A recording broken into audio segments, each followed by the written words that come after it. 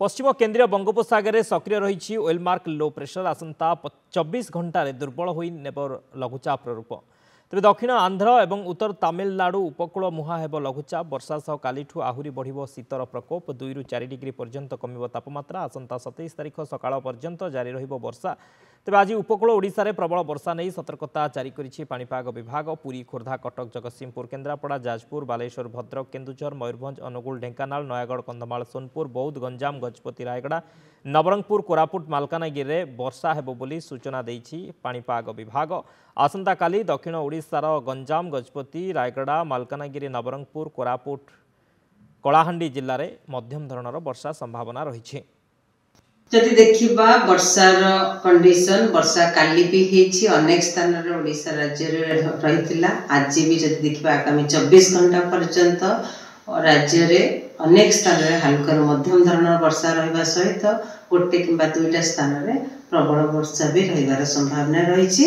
जेमति कि नवरंगपुर कलाहांडी नयागढ़ खोर्धा कटक गंजाम गजपति रायगड़ा जिले में केन्द्रापड़ा रे भी मध्यम धरण वर्षा हो पारे। ता सहित पूरा राज्य रे हल्का मध्यम धरण वर्षा रही।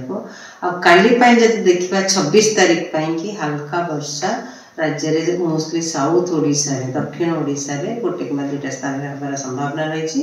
जमीक गंजाम गजपति रायगड़ा कोरापुट मालकानगिरी नवरंगपुर और कलाहांडी जिले में काली किंतु आज पूरा राज्य में गोटे दुटा डिस्ट्रिक्ट की छाड़ी सुंदरगढ़ जमी झारसुगुड़ा सुंदरगढ़ को छाड़ी और अलग डिस्ट्रिक्ट मानक वर्षा रही संभावना रही।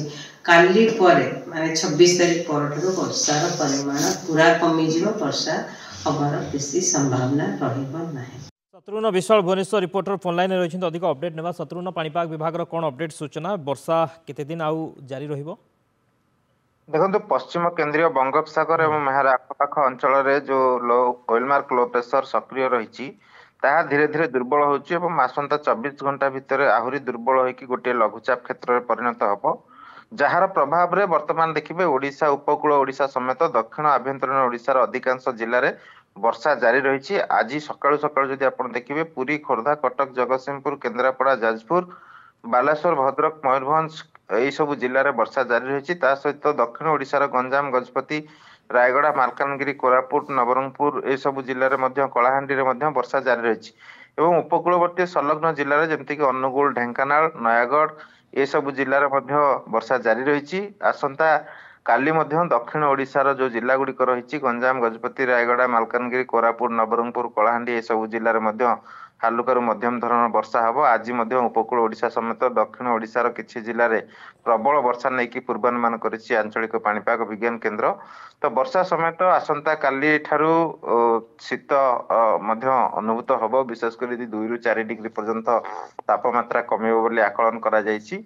जेहेतु वर्तमान आंध्र दक्षिण आंध्र एवं उत्तर तमिलनाडु मुहां हेति जो वेलमार्क लो प्रेशर टी जहाँ धीरे धीरे आसंता 24 घंटा भितर लघुचाप रे परिणत हम एवं तार प्रभाव वर्तमान ओडिशा उपकूल रही। आसंता 27 तारिख सकाळ पर्यंत एभली पाग जारी रहिबो। विशेषकर जदियो आसंता काली उपकूल ओडिशार वर्षार परिमाण कमिबो किंतु दक्षिण ओडिशा समेत आभ्यंतरीण ओडिशार किछि जिल्ला रे वर्षा हेबो बोली आकलन करा जायछि। 27 तारिख पर होत राज्य रे पागर टिके परिवर्तन हे पारे जदियो वर्षा कमिबो किंतु कोहला पाग जारी रहिबो कारण 27 तारिख बेलकू आउ एक पश्चिमा झड़ सक्रियता रहिबो जार प्रभाव रे उपकूल ओडिशा समेत आभ्यंतरीण ओडिशा विशेषकर संबलपुर बौद्ध सोनपुर बलांगीर ये सब जिला नुआपड़ा ये सब जिले में तार टिके प्रभाव रहिबो सेठी मध्ये हालुका वर्षा हबार संभावना रही।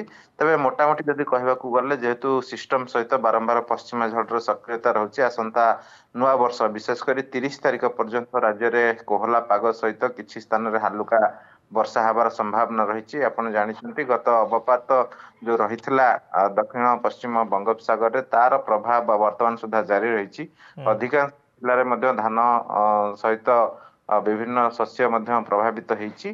तेणु ये जो वर्षा होची वर्षा रे आहुरी अधिक अधिक व्यापक अभाव रे नष्ट होबार संभावना रही समस्त चाषी मानक आईएमडी पक्षर परामर्श दिया जायछि। चाषी मानक परामर्श दि जाइए कहीं चाष विशेष भाव में क्षतिग्रस्त होबार संभावना रही। बहुत बहुत धन्यवाद शत्रुघ्न समस्त सूचना।